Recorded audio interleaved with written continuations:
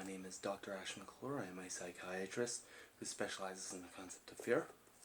Could you please state your name and date of birth for me? Okay. Yeah. Okay. Thank you. And who were you recommended by? Your normal psychiatrist? Okay. Fantastic. Okay. Sorry, it's so hot in this office. And what is your reason for visiting today? I assume it's for fear? Yes. I only ask because I specialize in fear, but it doesn't mean that's all I do. Okay. So actually, believe it or not, I already knew all of that. Your psychiatrist is actually a colleague of mine, good friends for a long time, and they went ahead and they called me, and they let me know what was going on. Yes, absolutely. Yes, everything here is strictly confidential. Nothing leaves this room. It's between you and me. Yes. So, I already know the answer to this, but I just want you to describe in your own words. Describe your fear on why you're here today.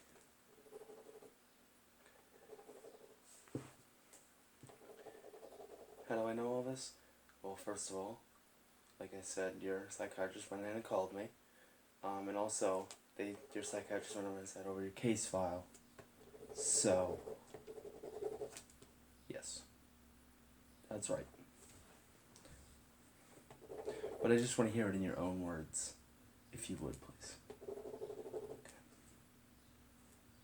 So, your fear that you have is caused by childhood experiences?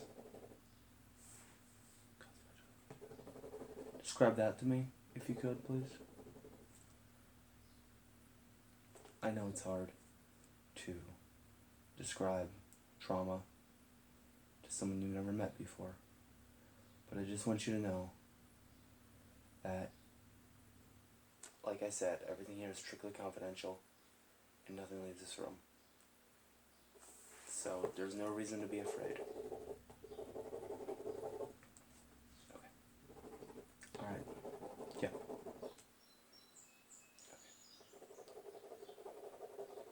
Okay. So this extreme fear that you have, it is so extreme that you cannot sleep at night. You have, how long? When was the last good night of sleep?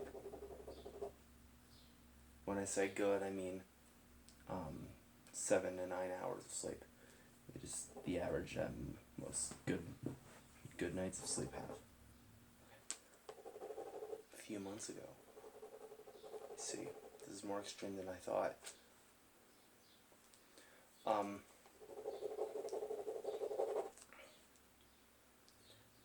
Well,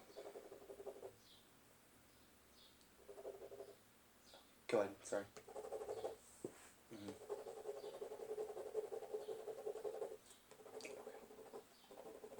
Okay. Yeah. Okay. Well, this fear that you have is not uncommon. This fear is, I see it not even once, I'd say twice or 3 times even a week in my office, yes. It's very common. But your level, the level that you are at, this extreme phobia, that's a little uncommon. To the point where you haven't had a good night's rest in 3 months, you said. Yeah, I understand. that the fact that you haven't had a good night's rest in 3 months is worrisome, to say the least. Yes.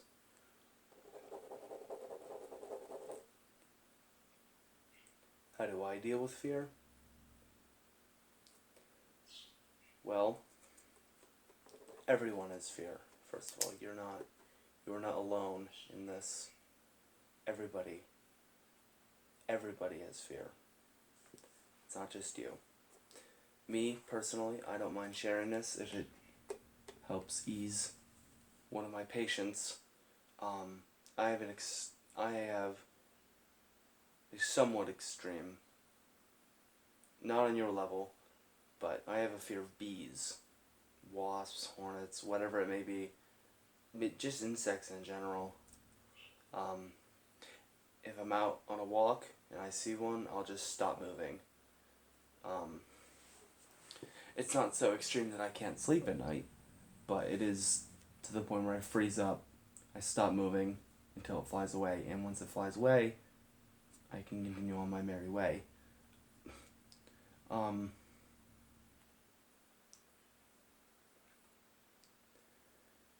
Yes, how do I deal with it? I would like to say that I avoid it, and that's what everyone wants to do with fear. Everybody just wants to run away, never have to deal with it again. But that is, especially in your case, that isn't a good thing to do. What you must do is you must face the fear head on. So in my case, what I would do is, what I have to start doing, I should say, because I haven't started doing it yet, I have to keep walking towards the flying insect. If I keep walking and I walk past it, I'll see it wants something to do with me. Excuse me. I'll see it wants something to do with me, and I can continue on my walk. In your case, since this goes back to childhood, what you have to do is you have to look into your past, which we'll do in a minute. You have to look into your past and see how we can forget about it. Let the past be the past, and move on.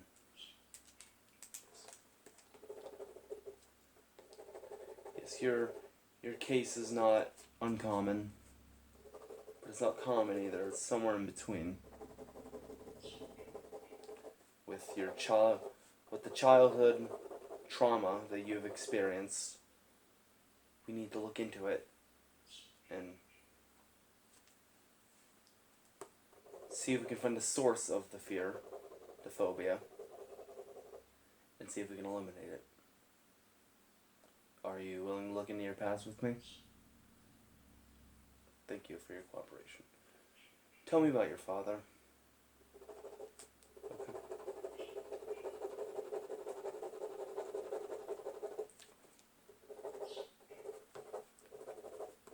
Yeah. Take your time, it's okay.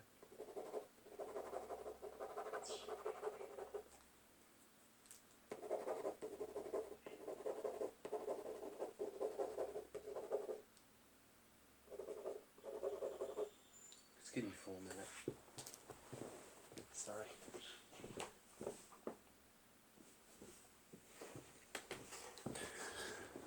I apologize about that. Continue, please.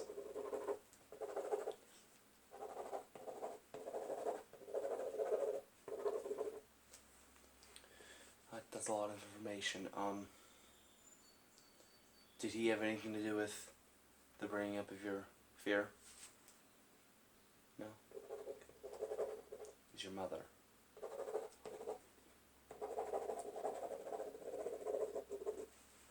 Tell me about her then. Describe your mother to me. Just first describe your mother and then move on to how she caused this.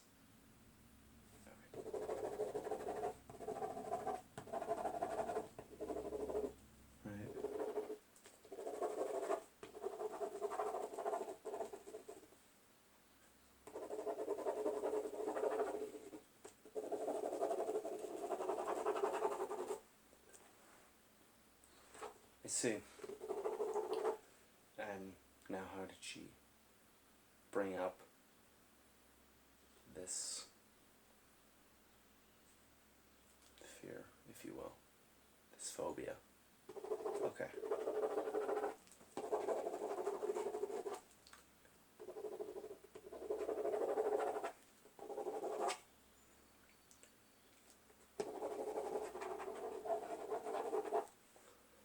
Okay.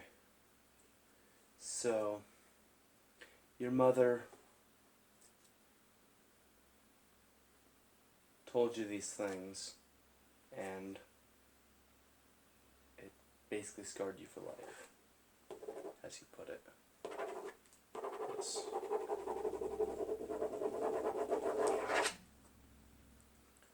Well,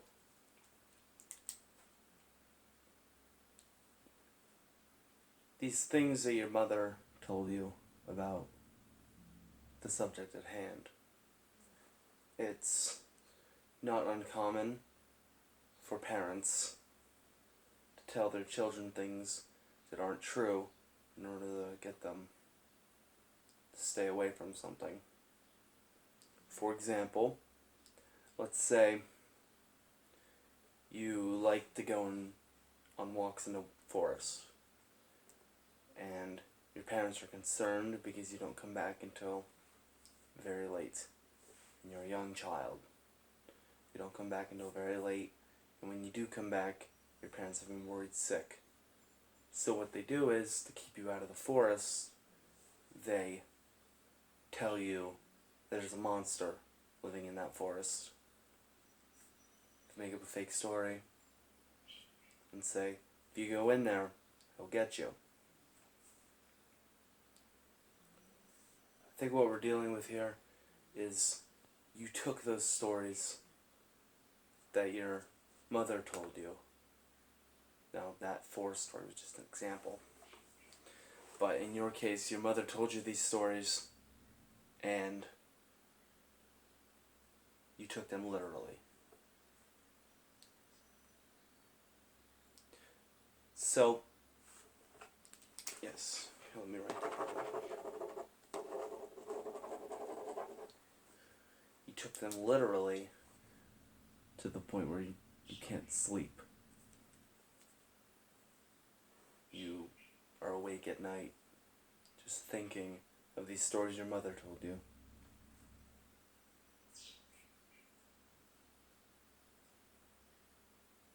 Okay. So what you need to do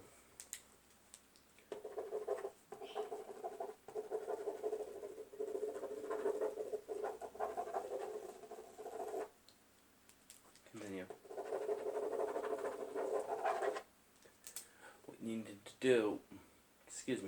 What you need to do is you need to try to forget these stories and burn them in your brain. Okay.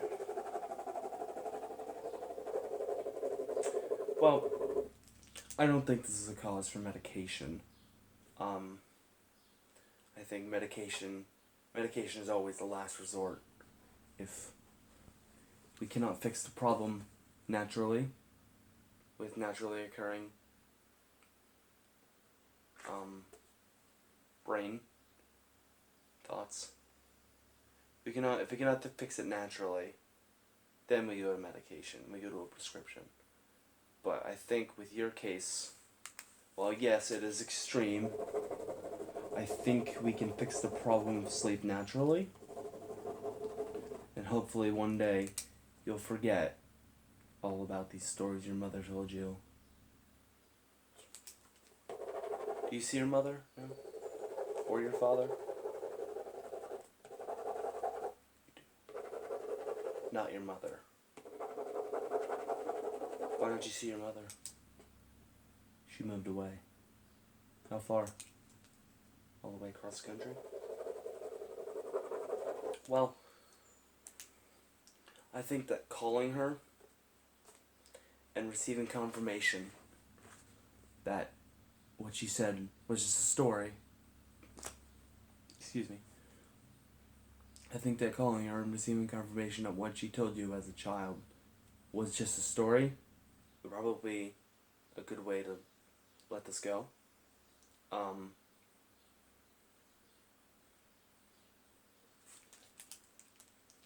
too scared to call her. Okay. Don't know what her answer will be. We'll take it from me. These things you're scared of are fictional. They are fictional. They do not exist. You were scared of nothing. Well, I wouldn't say that. You're scared of something. You're scared of a fictional being. Yes.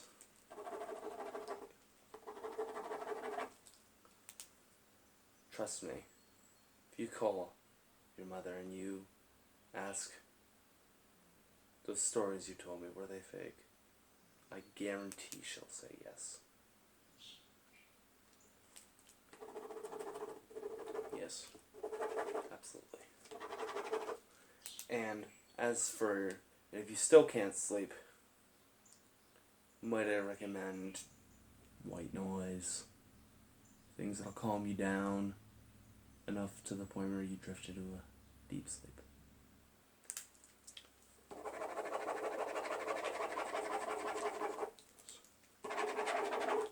Well, you have my number, and if you need to call, good or bad, and you need a follow-up, yes.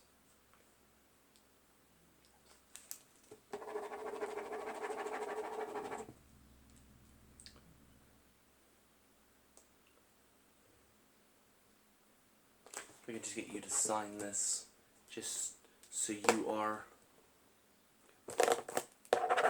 Thank you. I want to thank you for coming in today. I hope I don't have to see you again. Not as a bad thing, but as a good thing. Hopefully, you can look past this trauma. Absolutely. Well, I want to thank you for coming in today. And I hope you get some good sleep. You can leave whenever you're ready. I have to go tend to other patients in other rooms. You can just follow me out. Yeah, I'll take you back to the waiting room where the receptionist is, and you can set up another appointment if necessary. Okay? All right.